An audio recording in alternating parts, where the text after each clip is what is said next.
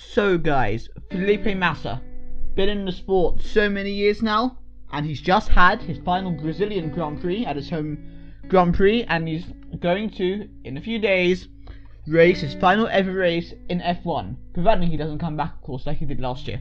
But we'll put that to the side. So I decided to ask Twitter what they think of Felipe Massa. I got a few responses, so now let's get on with this video. So I think one of the most popular things that people said is that he is an exceptionally unlucky driver. So KTM Milner said that despite being a Hamilton fan. Nickel also said that he should have been world champion in 08. And Johannes Meles, I hope that's right, please tell me if that's right, also says that he really deserved the world championship in 2008. And of course we know Brazil 08, Hamilton final corner on Glock. You know, I'm sure if you're watching this video, you all know what happened there.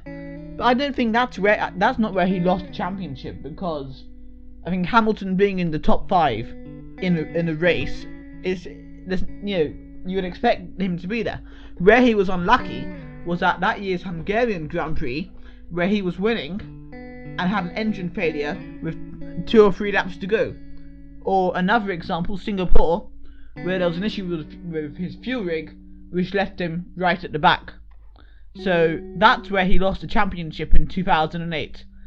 That is what I would argue, to be honest. And yeah, I do agree he's one of the unluckiest drivers. Of course, we have to feel sorry for him. Of course, his crash at 2009 Hungary.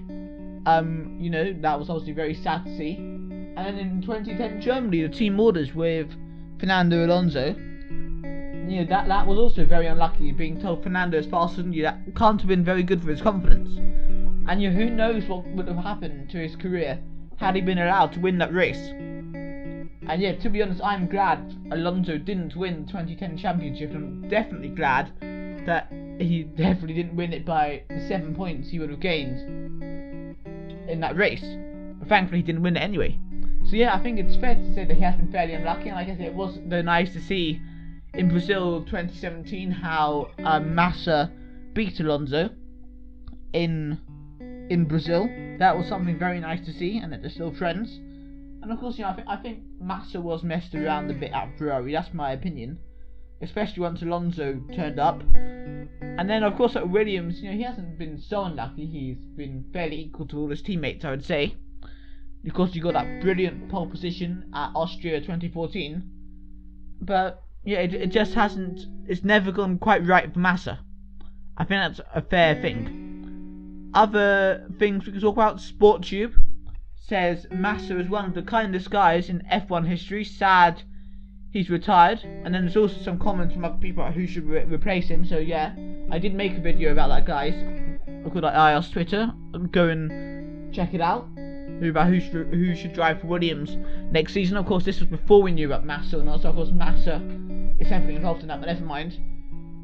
And yeah, I agree, Massa is quite a kind guy, and I think we're all pretty sad he retired. I think it was very nice at the end of the Brazilian Grand Prix to have his kid on the team radio saying how proud of him he is. And I think Massa is a very emotional racing driver.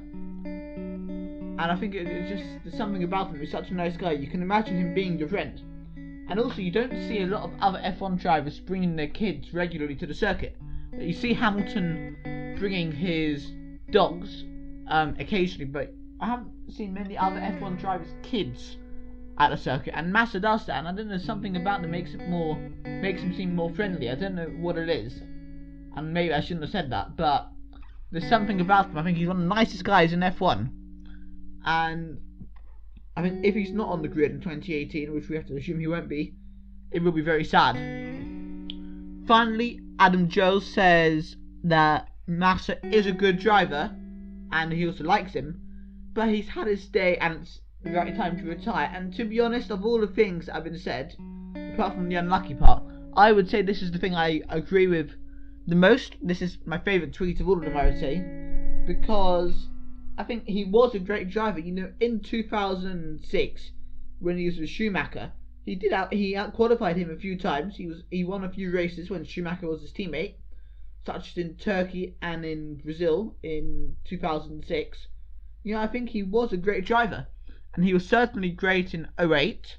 He could have easily have won the championship. Of course, we talked about that. We know he was unlucky, but I think his crash in 2009, when Ferrari weren't really at the top of their game, really knocked him back a bit. And I really think he did lose a couple of tenths in pace at that point, and that's really sad to say, because who knows what would have happened had he had more confidence. Maybe he could have challenged for other world titles, and maybe he wouldn't have been in the Williams for these last few years. He could have been in a Mercedes or something. You can't tell.